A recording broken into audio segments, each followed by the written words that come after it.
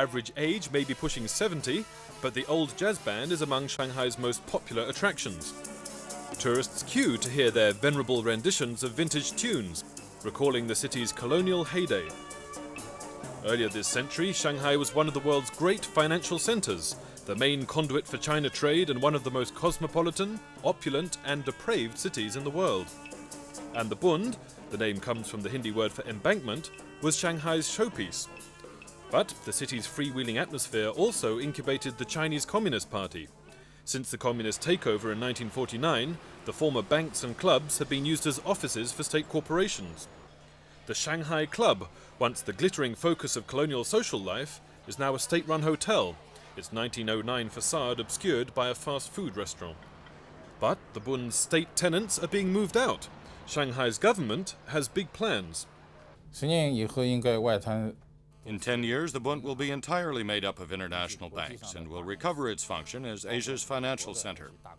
In fact, Joe expects to reach that goal in 1 year. But there are skeptics.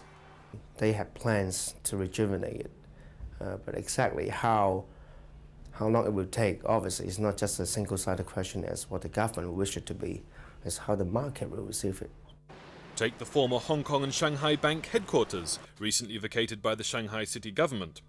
Its architect was told, "Spare no expense but dominate the Bund." And when it opened in 1929, this was the second biggest bank building in the world. Many thought it the perfect location for the Hong Kong bank's return to China. But after years of negotiation, the bank recently rejected the idea as impractical. The Shanghai city government is eager to realize its vision of all the Bund buildings reoccupied by the world's banks. But renovating a 70-year-old building, even one as magnificent as this, to house a modern bank is neither easy nor cheap.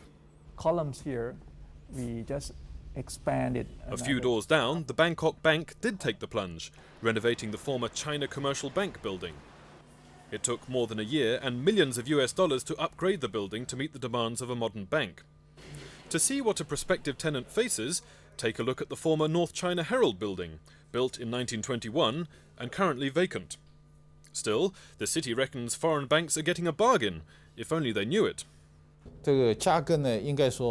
At first, they might consider the price too high, but after a few negotiations and once they've understood the building, the district, and its future development, they realize that the price is not too high and much cheaper than Hong Kong.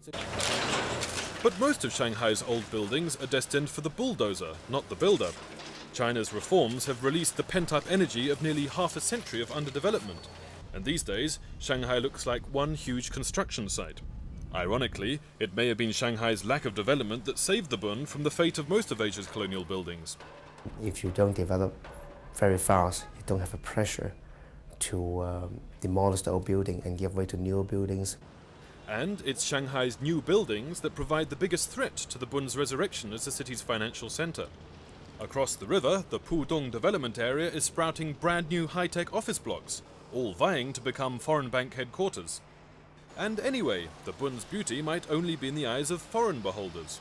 Most Chinese tourists on the waterfront point their cameras to the other side of the river, more interested in Shanghai's future than its past. Robert Stern, NBC Asia News, Shanghai.